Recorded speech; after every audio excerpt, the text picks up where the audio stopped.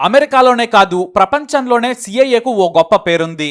Spying నుంచి ఇతర దేశాల రహస్యాలను కనిపెట్టి చెక్ పెట్టడంలో సిఐఏ తోపు. కానీ తమ దేశ నాయకులను కాపాడటంలో మాత్రం డిజాస్టర్ అని చెప్పొచ్చు. సరిగ్గా ఇప్పుడు కూడా అదే జరిగింది. మాజీ అధ్యక్షుడు మరోసారి అధ్యక్ష పదవికి పోటీ పడుతున్న డొనాల్డ్ ట్రంప్ ని 21 ఏళ్ల ఒక బచ్చా వందలాది మంది ముందే ఓ ఫ్యాక్టరీ రూఫ్ టాప్ మీదకు ఎక్కి ఏకంగా మిషన్ గన్ను ట్రంప్ వైపు మోహరించి కాల్చాడు. చుట్టూ పదుల సంఖ్యలో మెరికలు తిరిగిన ఏజెంట్లు, బయట పెనిన్సిల్వేనియా పోలీసులు, బిల్డింగ్ మీద స్నైపర్లను మోహరించిన కమాండోలు. కానీ ఏం జరిగింది? సిఐఏ ఏజెంట్ల భుజాల మీదుగా 1 కాదు 2 కాదు 8 బుల్లెట్లను పేల్చాడు దుండగుడు. కొద్దిలో తల తిప్పడంతో ట్రంప్ కుడి చెవిని తాకి బుల్లెట్ దూసుకెళ్లి వెనుక ఉన్న ఓ వ్యక్తి తలను చీల్చేసింది. మరో బుల్లెట్ మరో వ్యక్తి ఛాతీలోకి దూసుకెళ్ళింది. ఒకరు చనిపోగా మరో వ్యక్తి చావు బ్రతుకులతో పోరాడుతున్నాడు. మరి సిఐఏ ఏం చేసింది? మొత్తం 250 మంది ట్రంప్ భద్రతలో ఉంటారు. కనీసం 75 మంది అమెరికా లాంటి సిఐఏ ఏజెంట్లు కాపలాగా ఉంటారు. హాలీవుడ్ సినిమాలను మించిన యాక్షన్ హీరోల్లా కాల్చగలరు, దూసుకెళ్లగలరు అనే పేరుంది. కానీ వీళ్ల తుపాకీ మాత్రం అత్యవసర సమయంలో తుస్సు తుపాకీమంటుంది.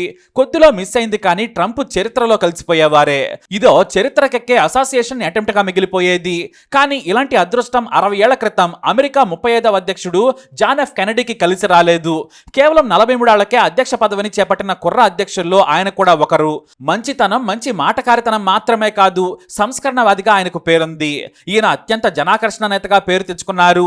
సరిగ్గా ఆయన చనిపోయే ముందు కూడా ఏకంగా 2 లక్షల మంది 16 కిలోమీటర్ల మేర బారులు తీరడం చూశారు ఆయన.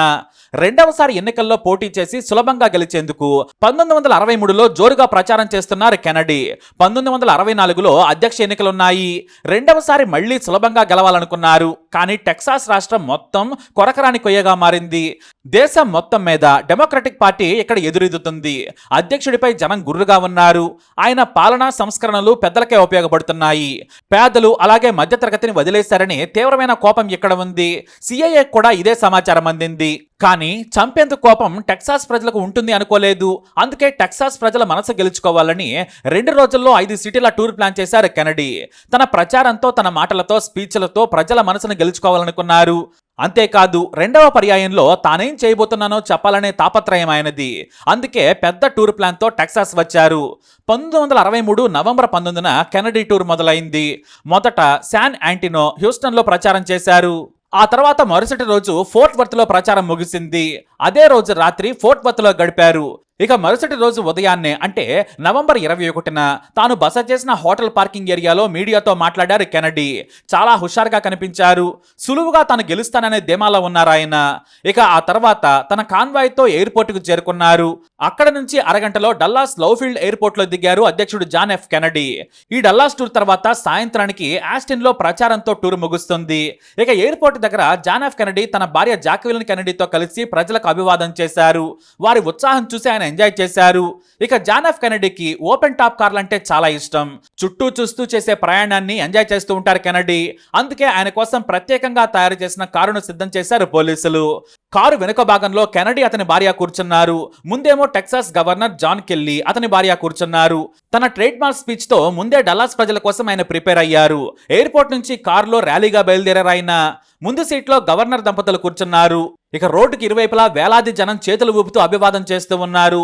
మొత్తం దాదాపుగా 16 కిలోమీటర్ల మేర జనం తండోపతండాలుగా వచ్చారు. ప్రజలు కెనడీని చూసేందుకు ఎగబడుతున్నారు. మోటార్కేడ్ పోలీసులు భద్రతను పర్యవేక్షిస్తున్నారు.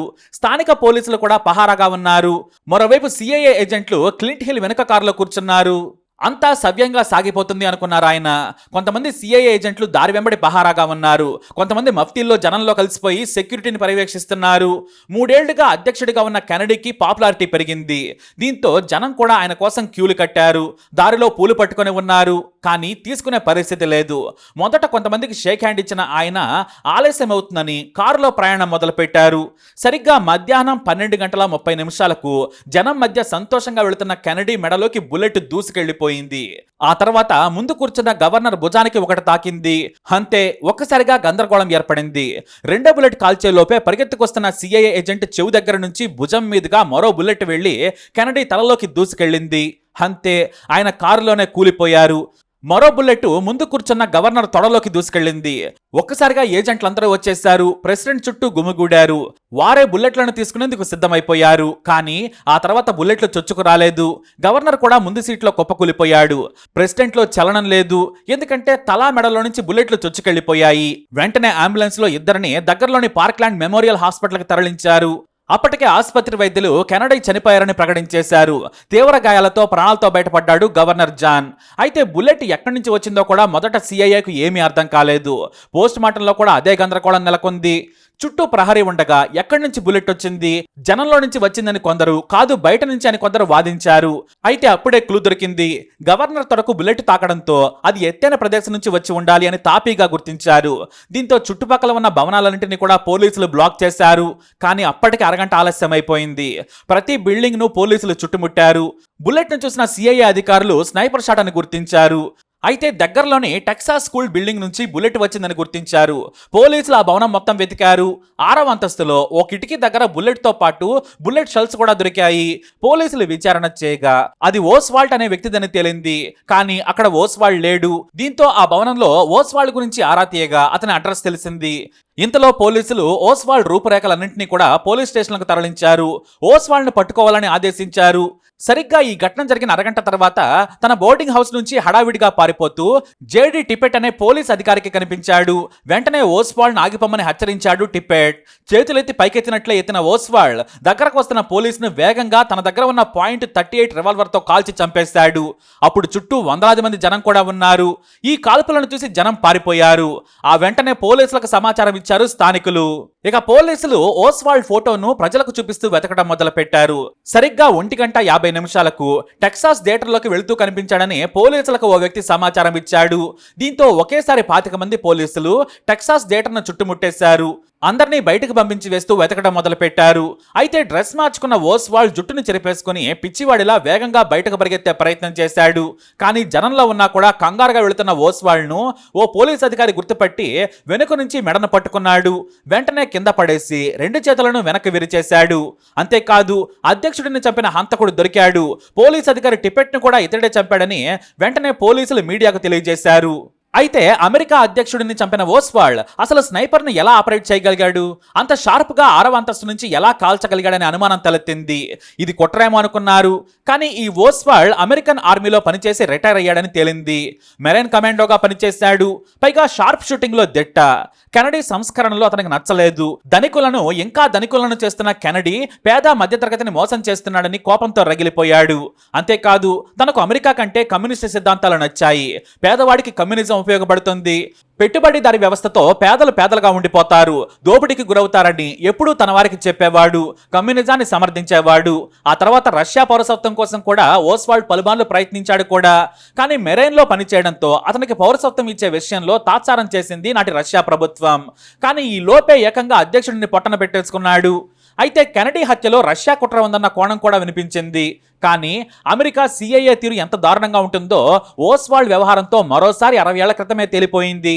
ఎందుకంటే చుట్టూ 100 మంది పోలీసులు, సిఐఏ ఏజెంట్లు, సీక్రెట్ ఏజెంట్లు కూడా ఉన్నారు. అతన్ని కస్టడీలోకి తీసుకుని కోర్టుకు తీసుకెళ్లేందుకు ఏర్పాట్లు చేసుకున్నారు. నవంబర్ 24న అతన్ని డల్లాస్ పోలీస్ డిపార్ట్మెంట్ బేస్మెంట్ లో ఉంచారు. కెనడీని చంపిన హంతకుడిని చూసేందుకు జనం విరగబడి వచ్చారు.